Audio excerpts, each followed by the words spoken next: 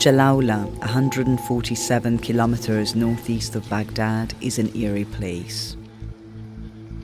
This is a city of 87,000 people and it's completely empty, and virtually every single shop has been looted and trashed, and many of them have been burned as well.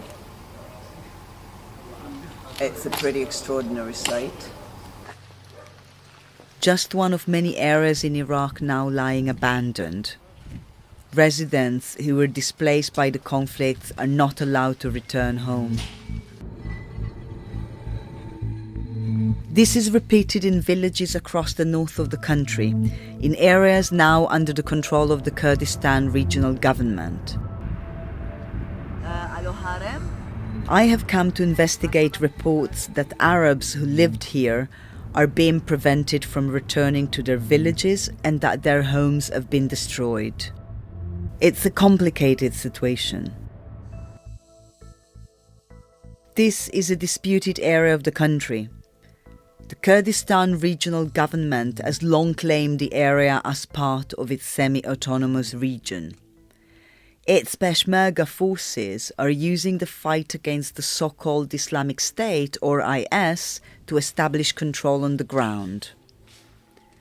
Sunni Arabs in this multi-ethnic region of Iraq are now often blamed for atrocities committed by the IS.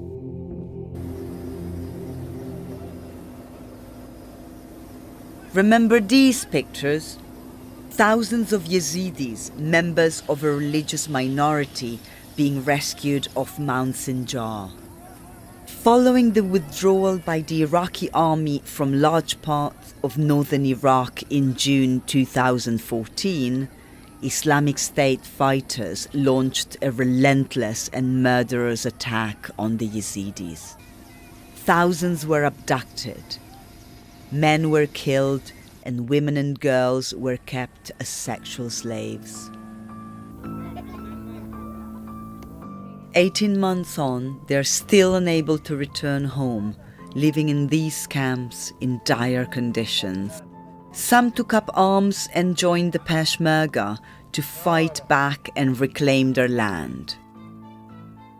After the Peshmerga pushed IS fighters out of these areas, they engaged in a campaign to destroy Arab villages and allowed Yazidi and other militias to do the same. Homes of Arab villages were burned to the ground, bulldozed or blown up, making any future return impossible. Even if residents wanted to return, they are being stopped by Peshmerga forces, often under the pretext that they supported Islamic State. This is al-Khadari, one of the Arab villages which are near Sinjar mountain, which have been destroyed. Let's go inside and see. Khabari used to house around 300 people. Virtually every single house has been burned down by members of a Yazidi militia, who later returned with bulldozers and made sure none were left standing. You can see the tracks of the bulldozers and the pattern of destruction on the houses. These houses have not been blown up, they have been hit. The village now stands empty. There is little to return to. The Peshmerga did nothing to stop Yazidi militiamen destroying this and other nearby villages like Jiri. The scale of the destruction is incredible. Red dots in this satellite image pinpoint the houses that have been destroyed in yet another village, Sibaya. The green are the only one that remain.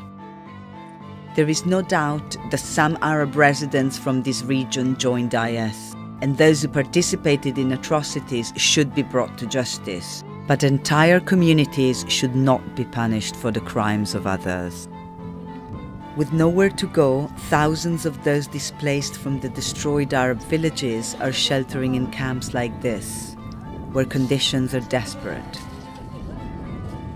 Often without even basic facilities, no jobs, and facing restrictions on their movement, they feel abandoned.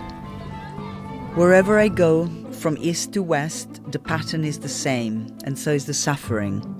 The village of Tabaj Hamid, shown on this satellite image, was completely razed to the ground. This elderly woman and her daughter are sheltering in a nearby abandoned chicken farm with dozens of other families in abject conditions. They are among the few that were willing to talk on camera, as most fear further reprisals.